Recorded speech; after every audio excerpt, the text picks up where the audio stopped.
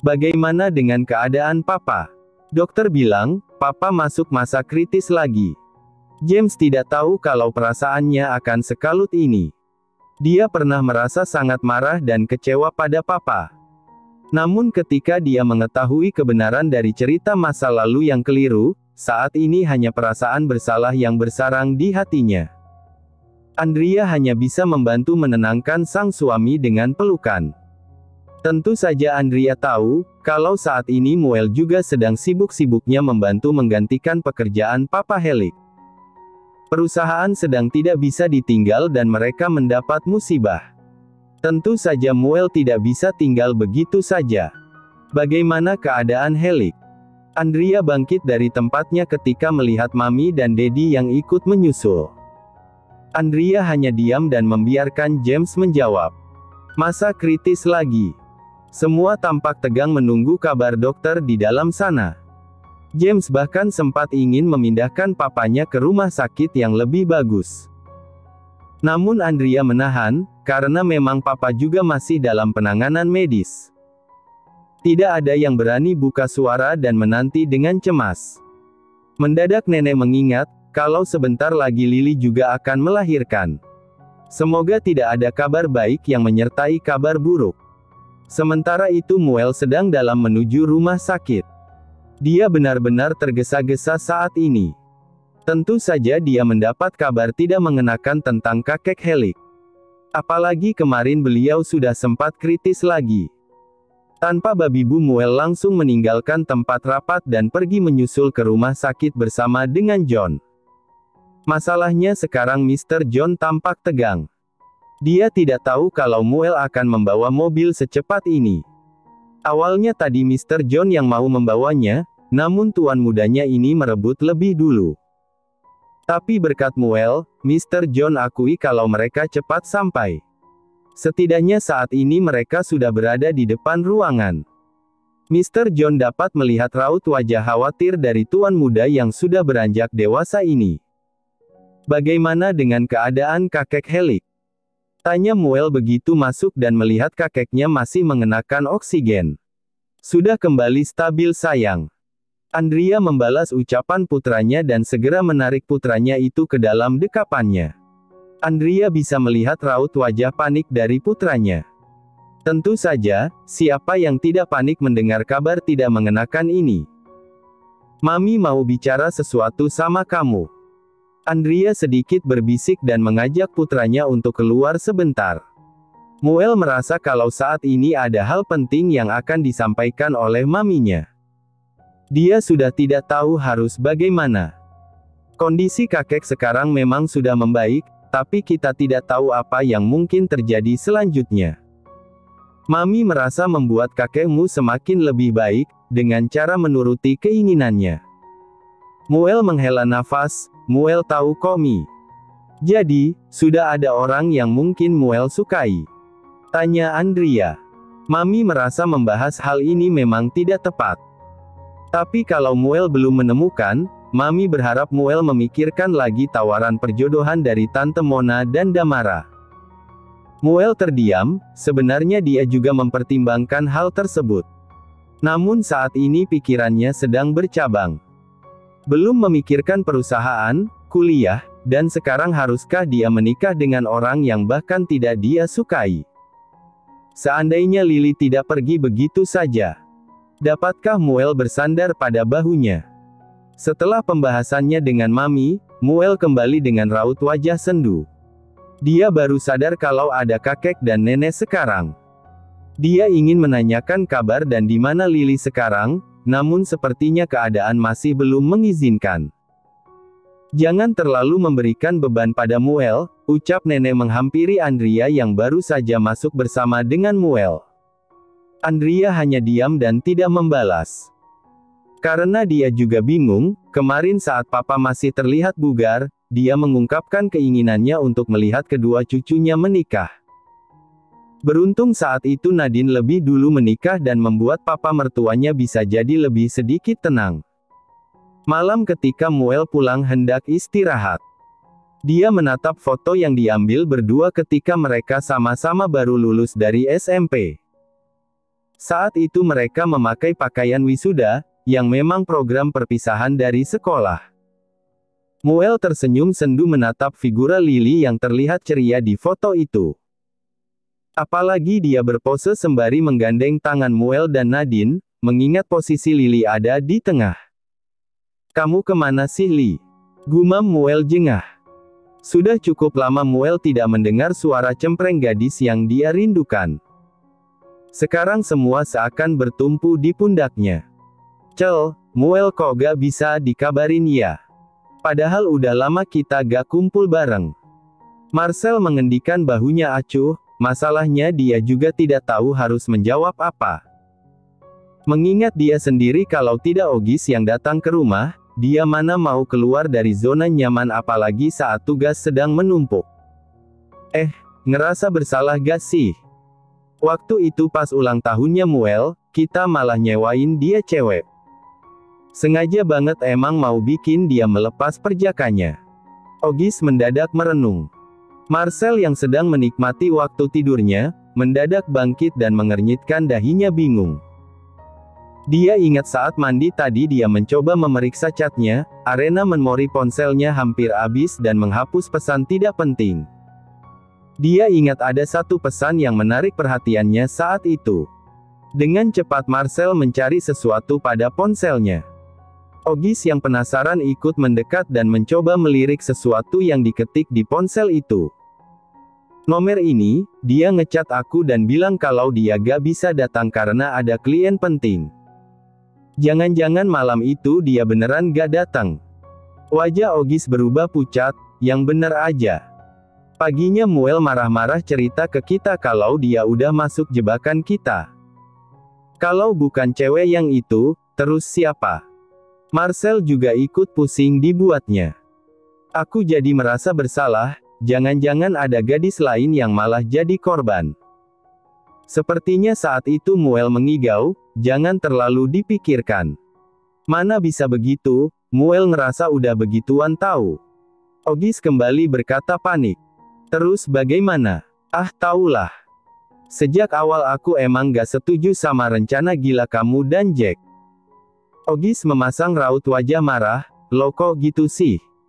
Kamu yang nyari ceweknya, gak becus ngasih tahu kalau mbaknya gak jadi." Balasnya tidak terima bila disalahkan. Mereka semua sama-sama diam setelahnya. Pikiran mereka mendadak berkecamuk, karena memang ada hal di luar rencana yang baru mereka ketahui sekarang. Kalau Nadine kayaknya gak mungkin.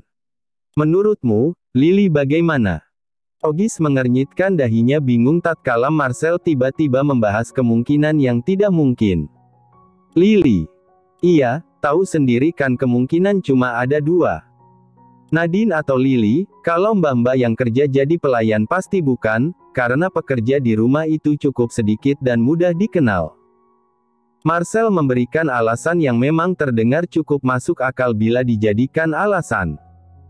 Terus sekarang Lily di mana? Gak tahu, bukannya si Muel uring-uringan nyarin Lily. Waduh gawat. Anak orang itu loh, rusak bisa abis kita kena hajar.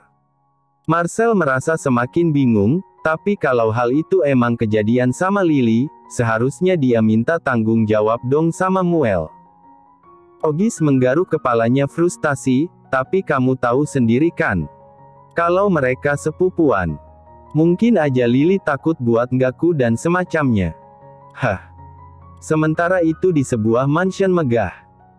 Lily tengah duduk bersantai di ruang tengah sembari meluruskan kakinya yang dirasa sangat pegal. Pinggangnya juga rasanya sangat mengganjal, jadi mau cari posisi nyaman pun susah. Dia masih penasaran tentang keadaan kakek Helik, berharap kalau kondisinya bisa membaik, mengingat kakek dan nenek memberikan informasi seputar kakek Helik. Apa yang sedang calon mama muda ini pikirkan? Suara berat Om Maxi membuatnya menoleh dengan terkejut. "Sejak kapan Om sudah di sini?"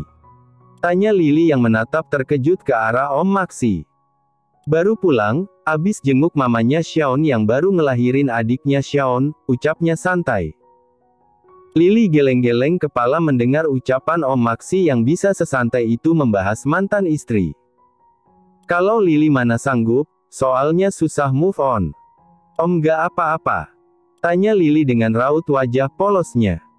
Maxi mengernyitkan dahinya bingung, memang apa yang bisa terjadi. Om Maxi cukup kuat menghadapi orang yang sudah mengisi masa lalu Om Maxi. Apalagi sekarang dia sudah bahagia dengan pria lain, ucapnya dengan suara sendu. Maxi terkekeh mendengar ucapan remaja seperti Lily yang terlihat baru putus cinta, padahal sekarang sedang hamil tua. Apa kamu sedang menceritakan perasaanmu untuk lelaki yang mencampakkanmu ketika hamil ini? Lily dengan cepat menggeleng. Mana mungkin? Dia justru orang yang paling, kok Lily ngomongin dia sih, ucapnya yang terkejut sendiri karena hampir keceplosan. Tipe manusia seperti Lily ini memang sulit menjaga sesuatu yang dirahasiakan, karena dari dulu sudah diajari untuk selalu jujur. Kalau Om ketemu sama orang yang ngehamilin kamu, Om bakalan bikin dia bangkrut dan ngemis maaf ke kamu. Lily tampak syok mendengar penuturan Om Maxi. Mungkin akan lebih bahaya lagi kalau mereka tahu siapa orangnya. Siapa yang tidak terkejut mendengar kabar menggembirakan yang memang sudah ditunggu-tunggu? Tentu saja hal itu yang Mona pikirkan sekarang. Perasaan senang karena tiba-tiba Andrea berkata padanya kalau Muel setuju untuk bertunangan dengan Damara dalam waktu dekat. Tentu saja Mona sudah berusaha untuk membuat perjodohan ini berlanjut, namun hasilnya tidak sesuai dengan apa yang diharapkan. Lalu sekarang, sepertinya memang dia harus percaya pada takdir dan doa yang sudah dia panjatkan. Mama apa-apaan sih? Keluh Damara ketika sang mama tiba-tiba menariknya untuk duduk di depan meja rias. Diam. Hari ini kita akan pergi ke rumah sakit. Hah? Siapa yang sakit? Damara tampak terkejut, apalagi tadi mamanya mencari ketongkrongan secara paksa, rasanya Damara cukup malu akan hal itu. Mamanya ini memang tidak bisa ditebak, kedatangannya membuat para temannya harus bersembunyi.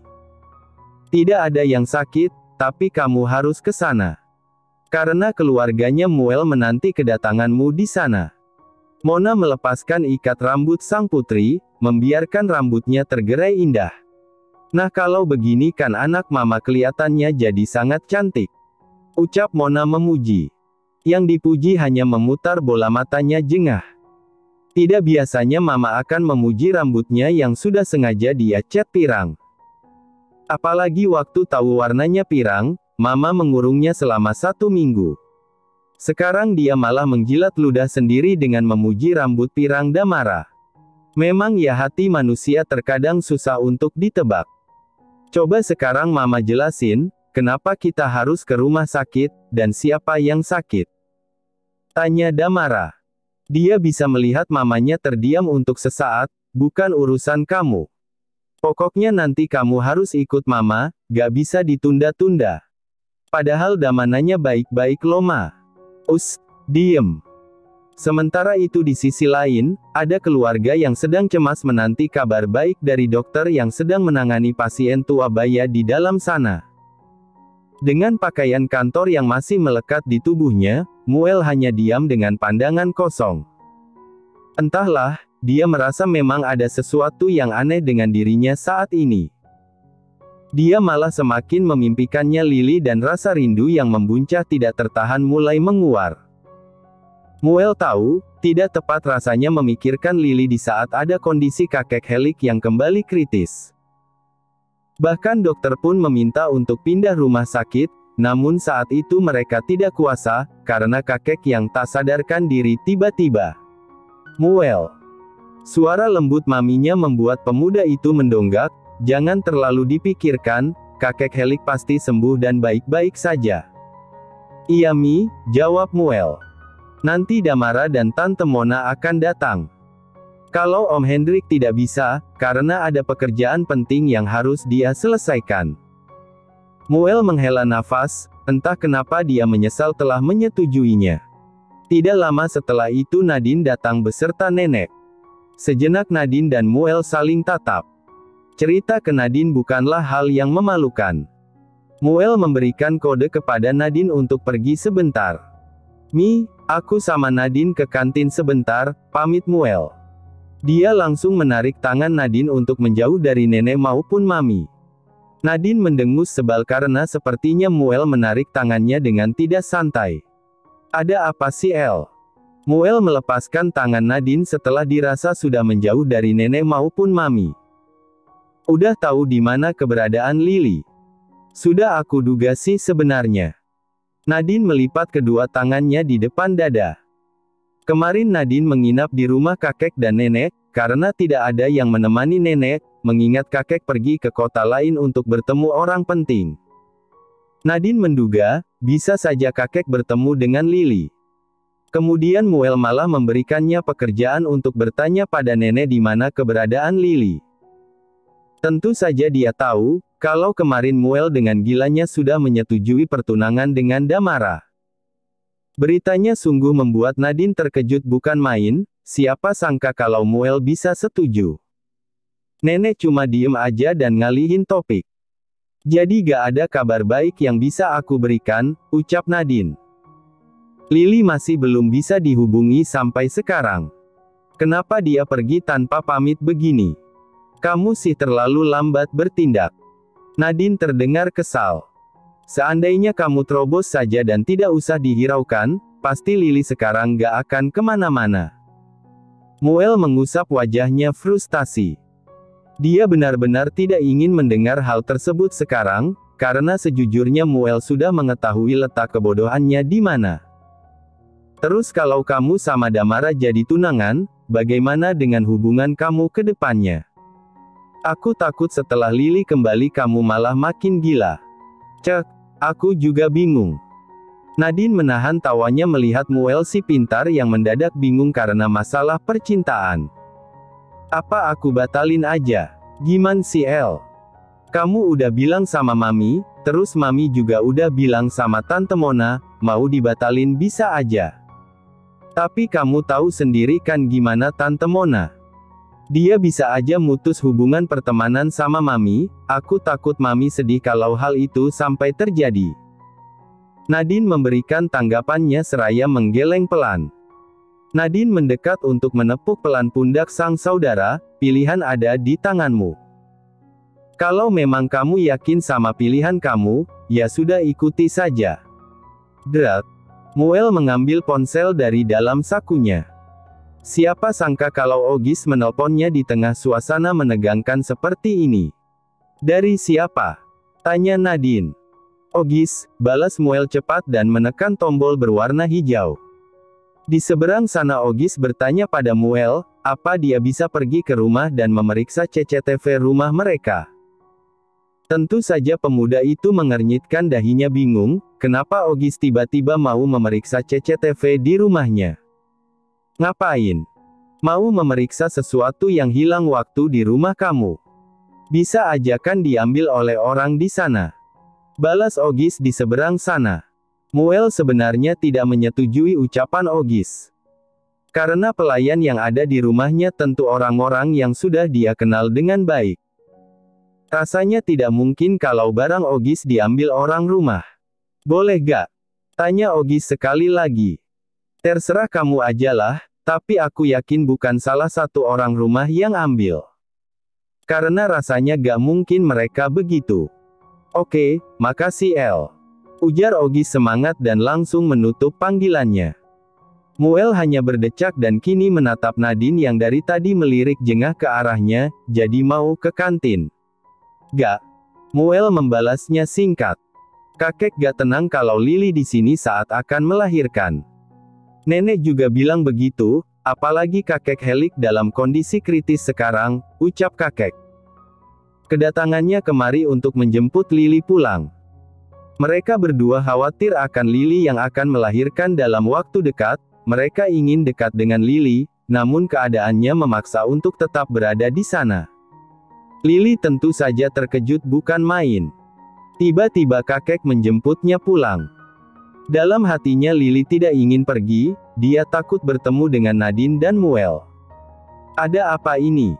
Keduanya menoleh ke arah Om Maksi yang baru saja pulang.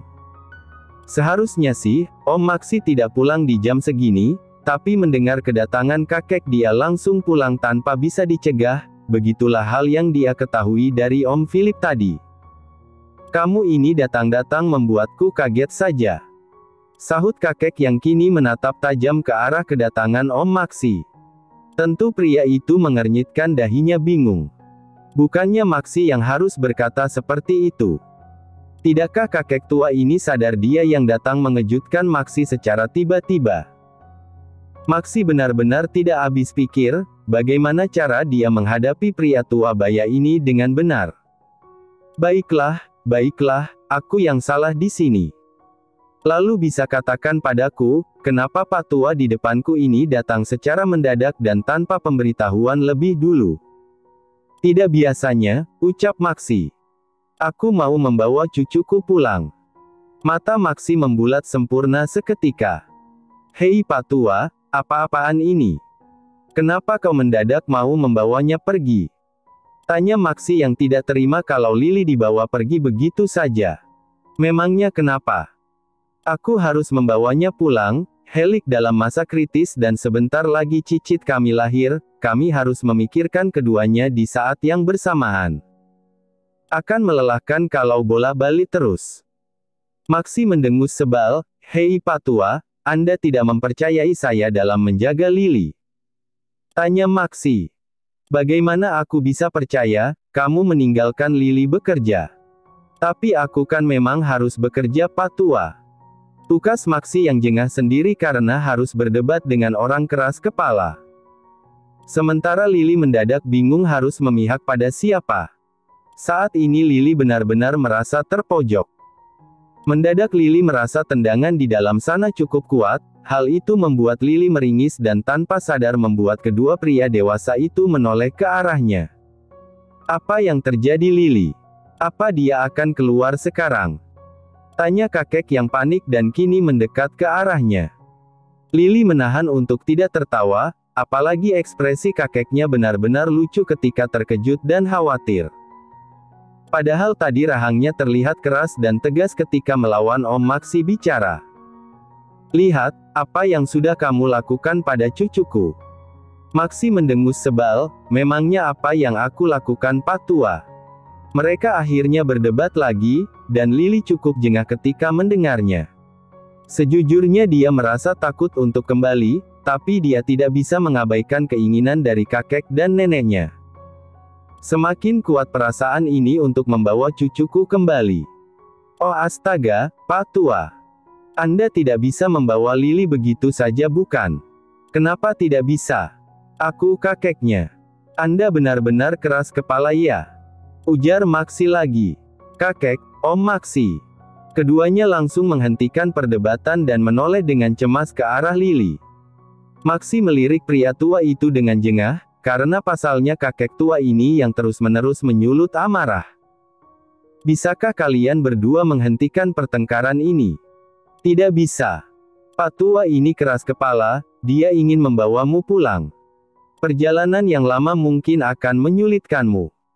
Maxi membalasnya seraya melirik Tuan Alvaro dengan tajam. Ingin sekali dia mengusir pria tua baya itu dengan cepat. Tapi dia harus menjaga perasaan Lily bukan? Memangnya salah aku membawa cucuku pulang? Di sini malah kamu yang aneh karena tidak mengizinkanku untuk pulang. Kakek sepertinya punya banyak argumen yang bisa dia sampaikan dengan tepat. Kalian berdua jangan berdebat lagi. Biarkan Nona Lily yang memutuskan apakah pulang atau tidaknya, ucap Philip menginstruksi mengingat dia juga pusing mendengar perdebatan ini. Sekarang semua mata tertuju pada Lily. Terima kasih sudah menonton, guys. Jangan lupa klik like jika kalian menikmati cerita ini, subscribe untuk update konten seru lainnya, dan tinggalkan komentar di bawah tentang apa yang kalian pikirkan atau cerita apa yang ingin kalian dengar selanjutnya. Dukungan kalian sangat berarti. Sampai jumpa di video berikutnya.